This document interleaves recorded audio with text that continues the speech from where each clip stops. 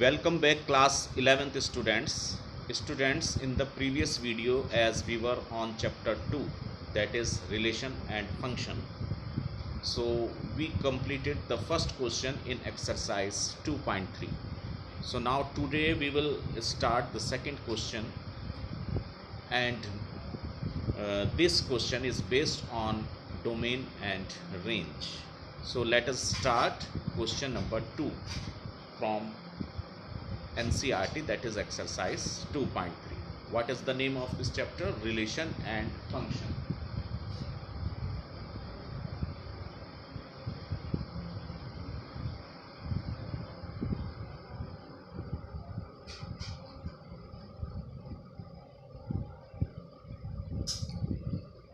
So students, just we are taking a recapitulation of this chapter. So I told you about relation. So what is relation? A relation R from a non-empty set A to a non-empty set B is a subset of Cartesian product A multiply by B. तो ये आपका relation था कि आपके पास एक non empty set A का non empty set B से Cartesian product करते हैं तो उसके सबसेट्स को आप रिलेशन बोलते हैं। तो इसके बारे में आपको एग्जांपल्स भी बताए थे। उसके बाद नेक्स्ट टर्म आती है फंक्शन। तो फंक्शंस जो है आपके पास एक यूनिक इसके अंदर जो है एक तरह से फार्मूला होता है, एक यूनिक इसमें सिस्टम होता है जिसमें ईच एलिमेंट का जो है कंटेन्स द यूनिक इमेज। तो ईच एलिमेंट होता है वो यूनिक इमेज रखता है। तो फंक्शंस के बारे में भी आपने पढ़ा है, जो हमने बताया था कि फंक्शन किसको बोलते हैं, मैपिंग करके हमने 2.2 एक्सरसाइज में आपको डिटेल में डिस्कस किया है। So now starting exercise 2.3, that is question number 2 which is based on domain and range.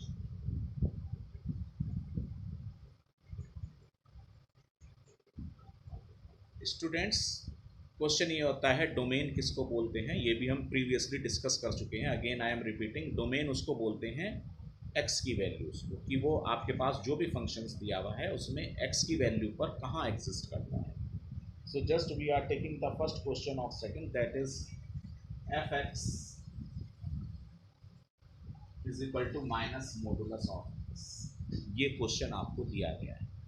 तो यहाँ पे x की वैल्यू आप कोई भी वैल्यू रखते हैं, x की वैल्यू 0 रखते हैं तो ये 0 ही आ जाएगा। माइनस में रखते हैं तो मॉडुलस होने की वजह से ये वो वैल्यू प्लस की हो जाएगी। सपोज मैं -3 रख रहा हूँ तो माइनस तो ये एज इट इज़, और x की वैल्यू मैंने -3 रखी है तो मॉडुलस होने की वजह से ये +3 हो जाएगी। सो दैट इज -3। तो यहाँ पर x की वैल्यू आप कुछ भी रख लें, चाहे प्लस हो चाहे माइनस हो, ये वैल्यू आपके पास निगेटिव ही रहने वाली है। और ये आप इनफाइनाइट तक इसकी वैल्यू रख सकते हैं। ओके, तो वो निगेटिव ही होती जाएगी। अगर आप माइनस रखते हैं तो भी ये पॉजिटिव आएगा मॉडुलस फैक्टर, और अगर प्लस है तो प्लस आएगा ही उस पर। तो ये निगेटिव का कोई आपके पास अंत नहीं है, निगेटिव वैल्यू आती जाएगी। तो just you will right, so domain of this function, तो यहाँ पे आप बेटा लिखेंगे ओपन इंटरवल माइनस इनफाइनाइट, क्योंकि ये इनफाइनाइटली जाएगी माइनस वैल्यू तक, कोमा, और यहाँ पे x की जो मैक्सिमम वैल्यू हो सकती है 0 हो सकती है। 0 क्योंकि न्यूट्रल होता है, वो आपके पास प्लस माइनस होता ही नहीं है। 0 इज 0, सो दैट इज 0। तो यहाँ पे क्लोज इंटरवल, इट मीन्स यहाँ पे जो x की वैल्यू है यानी fx की वैल्यू है x की वैल्यू पर, तो वो आपके पास जो होगी वो 0 से ज़्यादा नहीं हो सकती, इसका मतलब पॉजिटिव नहीं हो सकती, और आपके पास जो वैल्यू आएगी डोमेन की वो निगेटिव हो जाएगी इनफाइनाइटली। एक्स की आप जो भी वैल्यू रखेंगे बाहर माइनस से मल्टीप्लाई होकर वो माइनस हो जाएगी, तो आप इनफाइनाइटली उसको रख सकते हैं। -4 रखेंगे तो भी -4 ही आएगी, +4 रखेंगे तो भी -4 ही उसकी एफ एक्स की ये वैल्यू आएगी। So this is the domain of this function. Now we have to determine the range.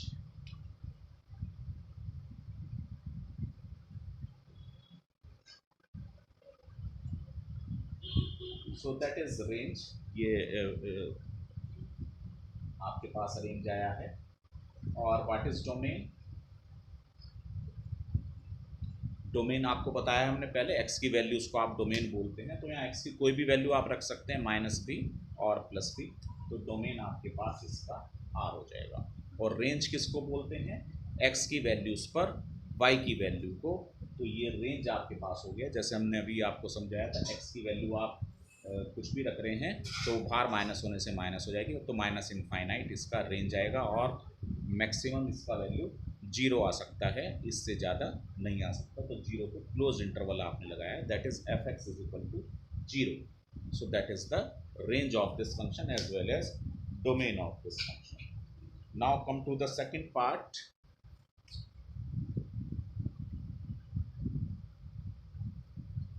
Second part में स्टूडेंट्स जो फंक्शन दिया है f(x), that is √9 - x²।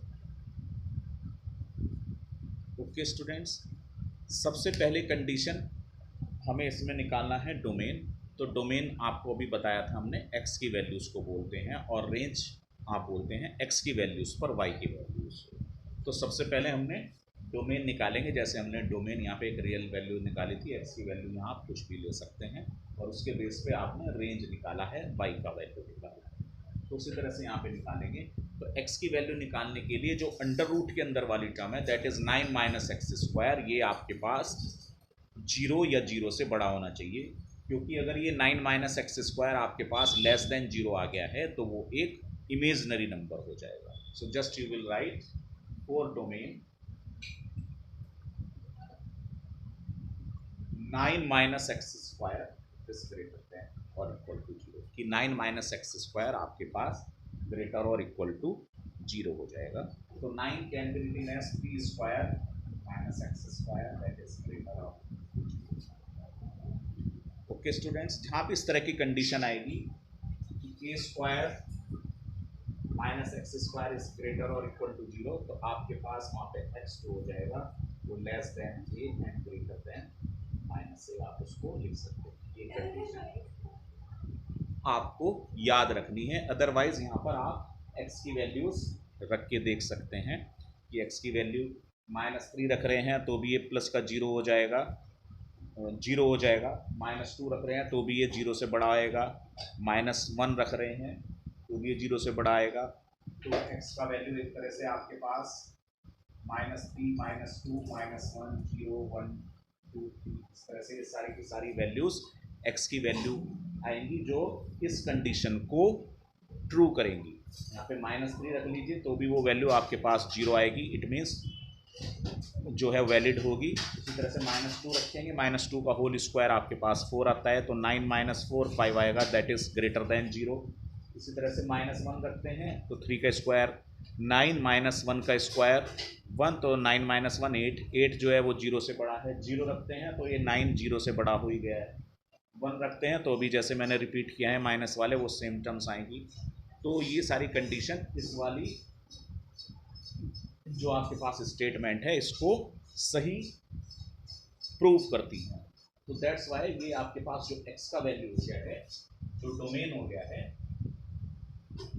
That is x, जो डोमेन आपके पास x हो गया है वो किससे लेस देन हो गया है, 3 से,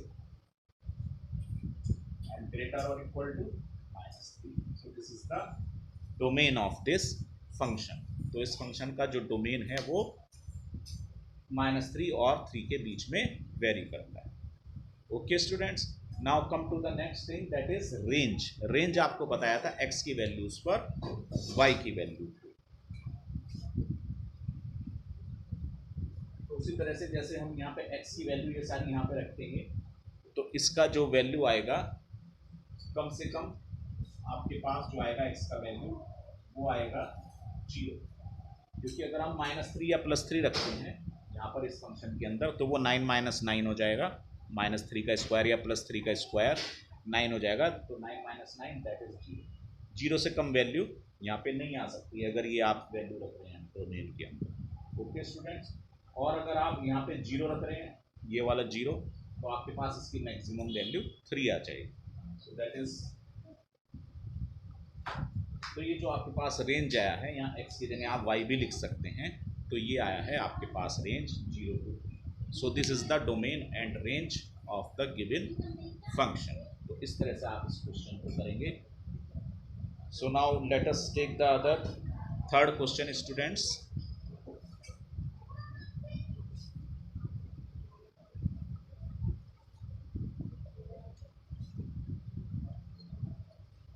In the third question, it is very easy question. कह रहे हैं fx is equal to 2x minus 5,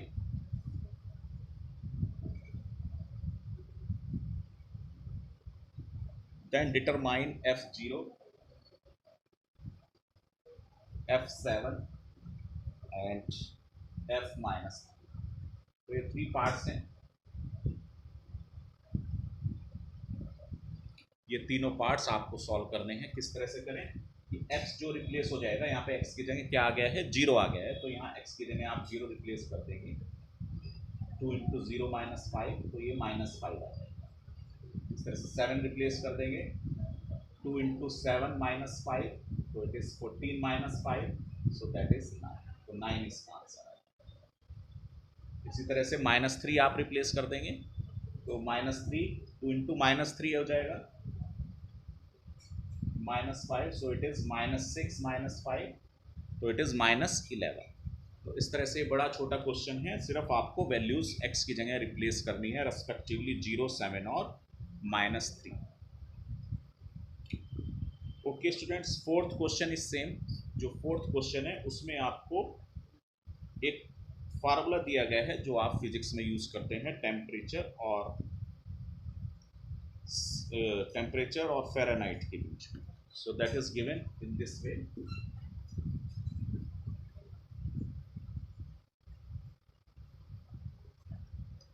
So it is written here, students, TC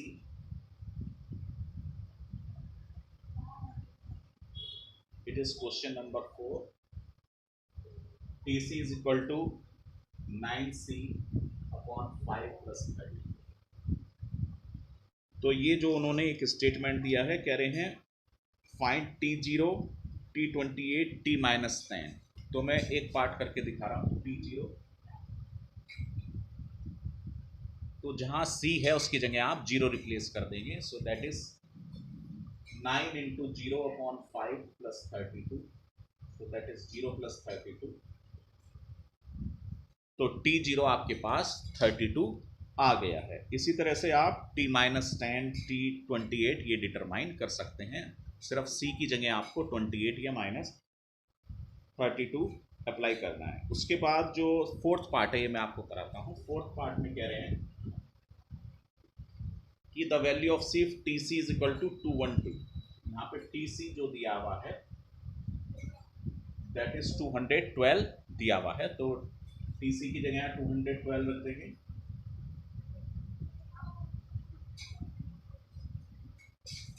और आप इसका एलसीएम ले लेंगे।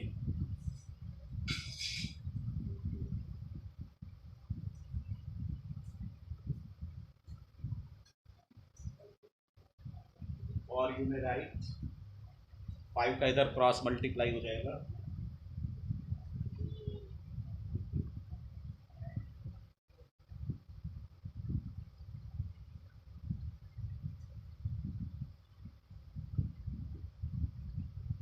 तो C का वैल्यू स्टूडेंट्स आपके पास आ गया है 100। सो this is the answer of this question number that is fourth.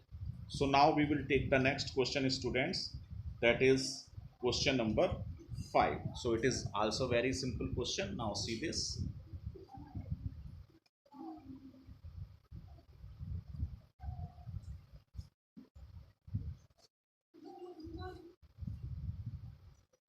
तो फिफ्थ क्वेश्चन में आपको रेंज फाइंड आउट करने के लिए कहा है। रेंज आपको पता रखा है x की वैल्यूज पर y की वैल्यूज को हम कहते हैं। जैसे फर्स्ट की पार्ट है that is fx is equal to 2 minus 3x, ओके, and x belongs to real number इन्होंने दे रखा है, and x is greater than 0। ये कंडीशन इन्होंने इसको दे रखी है। यहाँ पे x किससे बड़ा है, 0 से।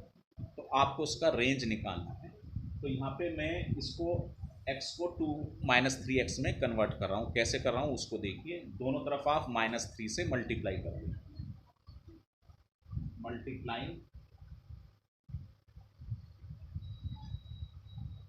By -3 both sides. इस तरह से आप लिख देंगे, दोनों साइड में -3 का आप मल्टीप्लाई कर रहे हैं। So it is -3x is less than 0। तो माइनस से मल्टीप्लाई करने पर इस इनइक्वलिटी का साइन बदल जाएगा, ग्रेटर की जगह लेस देन आ जाएगा। फिर हम दोनों साइड में यहाँ पे 2 ऐड कर देंगे, क्योंकि 2 - 3x है। Adding to both sides,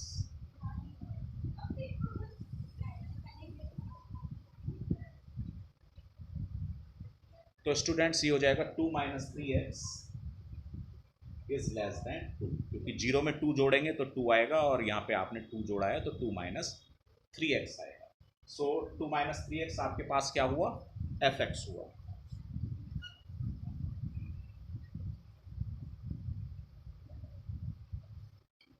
So therefore fx is less than 2. So what is range? Range आपके पास हुआ है इनफाइनाइट से -इनफाइनाइट से 2 तक, ओपन इंटरवल। ओपन इंटरवल इसलिए आएगा क्योंकि यहाँ पे इक्वल टू का साइन नहीं है, इसलिए यहाँ पर खाली 2 आएगा। तो सारी की सारी नेगेटिव वैल्यूज हुई, और 0 हुआ, 1 हुआ, लेकिन 2 नहीं हुआ, excluding 2। So this is the range. In the similar manner, now see the second part. fx is equal to x square plus 2. ये आपके क्वेश्चन है, इसमें भी आपको रेंज डिटरमाइन करना है। तो एक्स स्क्वायर का आप सभी को पता है, एक्स स्क्वायर हमेशा 0 हो सकता है एक्स की वैल्यू, या एक्स स्क्वायर 0 से बड़ा होगा, पॉजिटिव होगा। एक्स स्क्वायर कभी भी नेगेटिव नहीं होगा। क्वेश्चन होता है एक्स स्क्वायर नेगेटिव क्यों नहीं होगा। एक्स की आप कोई भी वैल्यूज ले लीजिए, नेगेटिव या पॉजिटिव, वो पॉजिटिव ही आएगी।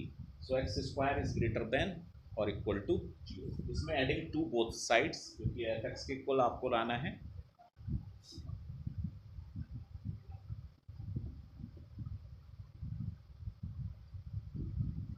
जीरो में आप 2 जोड़ेंगे तो 0 + 2 2 हो जाएगा। तो x square plus 2 is greater और equal to 2। So it means fx is greater or equal to 2. So what is range?